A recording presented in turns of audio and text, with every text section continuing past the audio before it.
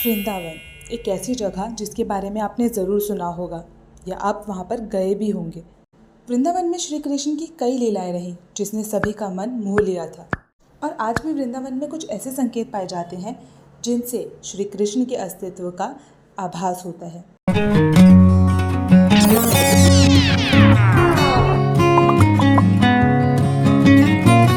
आइए तो सबसे पहले बात करते हैं वृंदावन में स्थित रंग महल की। यहाँ हर दिन श्री कृष्ण और राधा रानी का पलंग लगाया जाता है और पूरे रंग महल को सजाया जाता है।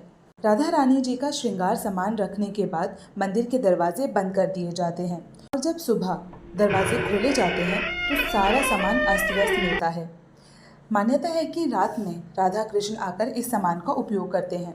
शाम के बाद यह मंदिर बंद हो जाता है और यह भी कहा जाता है कि अगर कोई छुपकर रासलीला देखता है तो वह अगले दिन पागल हो जाता है। वृंदावन और तुलसी का रहस्य। कहते हैं कि यहाँ तुलसी के 2 पौधे एक साथ लगे हैं। रात के समय जब राधा और श्री कृष्ण रास रचाते हैं तो यही तुलसी के पौधे गोपियाँ बनकर उनके साथ नाचते हैं।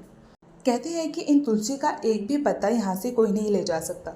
जिसने भी ऐसा गुपचुप करने की कोशिश की है उस पर भारी आपदा आती है। मंदिर के परिसर में उगने वाले पेड़ और निधिवन में उगने वाले पेड़ भी अजीब हैं। यहाँ के पेड़ की शाखाएं नीचे की ओर बढ़ती हैं। जहाँ आमतौर पर पेड़ ऊपर की तरफ बढ़ते हैं वहीं निधिवन में मौजूद पेड़ की ऊंचाई बेहद कम है और इनकी शाखाएं इनकी जड़ों की ओर बढ़ती हैं। यहाँ के पेड़ भी आपस में गुत्थे हुए हैं जो इस जगह को देखने में रहस्यमयी बनाते हैं। कहते हैं कि आज भी समय समय पर प्रभु वृंदावन के निधिवन और मधुवन में रास रचाते हैं। वहाँ के मंदिरों में भ्रमण करते हैं। लोगों का मानना है कि यहाँ हर रात आरती के बाद श्री कृष्ण, राधा और उनकी गोपियाँ रास रचाते हैं। आसपास रहने वाले कई लोगों का कहना है कि उन्हें कई बार घुंघरू की आवाज़ सुनाई देती है, लेकिन कोई इस रासलीला को अपनी आंखों से देखने की हिम्मत नहीं रखता और देख ले तो फिर दुनिया में कुछ और देखने समझने के लायक नहीं रहता, यानी अंधा हो जाता है या पागल हो जाता है।